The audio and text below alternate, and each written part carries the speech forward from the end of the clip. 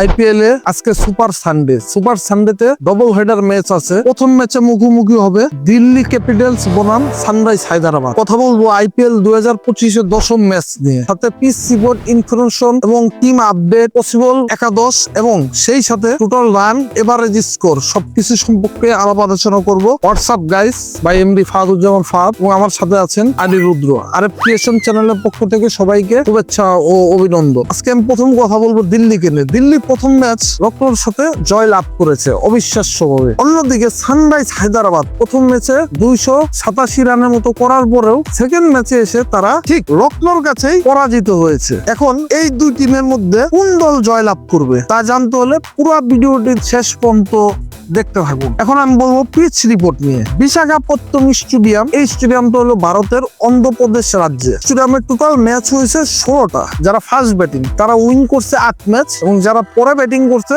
তারাও 8 match win করছে সমান ভাবে। এখন আমি এভারেজ স্কোর বলবো। এই মাঠে এভারেজ স্কোর 170 বিলো 167, মানে 167 এবং highest score Kolkata Knight Riders, তারা এই দিল্লির সাথে 272 রান 7 উইকেটে করেছিল। Kolkata Knight Riders low score Mumbai Indians এই দিল্লির সাথে 92 রানে অল আউট হয়ে গিয়েছিল। আসলে এটা এভারেজ একটা পিচ, যারা ভালো খেলবে তারাই জয় লাভ করবে। হেড টু হেড দুই দলের কয়টা ম্যাচ খেললো এবং কে কয় ম্যাচ জয় লাভ করলো, টোটাল দুই দল 24 বার মুখোমুখি হয়েছে। এর মধ্যে স্বাগতিক দিল্লি মাত্র 11টা ম্যাচ জয় লাভ করছে এবং সানরাইজ হায়দ্রাবাদ তারা 13টা ম্যাচ জয় লাভ করছে। এখন আমি দিল্লির একাদশটা বলবো। Jake Fraser McGurk, Australian recruit, Faf du Plessis, Abhishek Porel, KL Rahul, Tristan Stubbs South আফ্রিকার, অক্ষর প্যাটেল, আশুতোষ শর্মা, কুলদীপ যাদব, মিচেল স্টার্ক, মুকেশ কুমার এবং মোহিত শর্মা। আমি বলতে চাই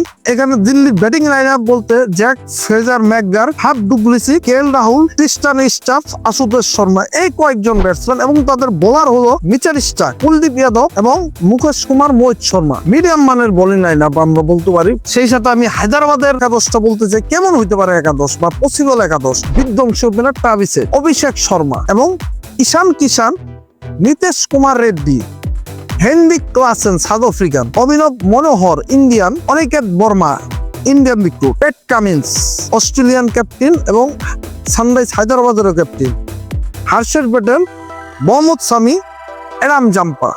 তাদের ব্যাটিং লাইন আপে ট্রাভিস হেড, অভিষেক শর্মা, ঈশান কিষানের মতো বিধ্বংসী টপ অর্ডার ব্যাটসম্যান এবং সেই সাথে মিডল অর্ডারে হেনরিক ক্লাসেন, নীতিশ কুমার এবং অভিনব মনোহরের মতো মিডল অর্ডার আছে এবং সেই সাথে তাদের বোলিং লাইন আপে পেট কামিন্স, হর্ষদ প্যাটেল, ইন্ডিয়ার মধ্যে সবচেয়ে দুর্দান্ত বোলার মোহাম্মদ শামি আছেন, সেই সাথে স্পিনার এরাম জাম্পা এবং অভিষেক শর্মাও বল করে। আমি মনে করি যে দিল্লি ও হায়দ্রাবাদের এই ম্যাচটার মধ্যে জয় লাভ করতে পারে সানরাইজ হায়দ্রাবাদ।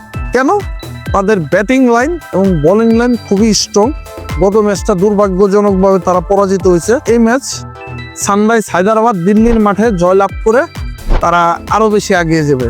ধন্যবাদ সবাইকে, ধন্যবাদ এবং দ্বিতীয় ম্যাচ নিয়ে আমরা আপডেট দিব একটু পরেই। ধন্যবাদ সবাইকে।